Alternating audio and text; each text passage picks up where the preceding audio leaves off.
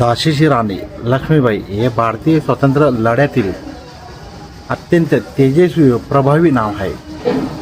1857च्या उठावातील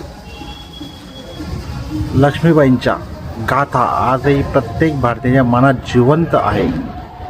त्या काळात मुलींना कुठलेही शिक्षण वगैरे घेण्यास परवानगी नव्हती, पण तरी लक्ष्मीबाईंनी वेगळं शिक्षण घेण्याचं ठरवलं. घोडेस्वार, नेमबाजी आणि तलवारबाजी अशा बऱ्याचशा गोष्टी त्यांनी शिकून घेतल्या.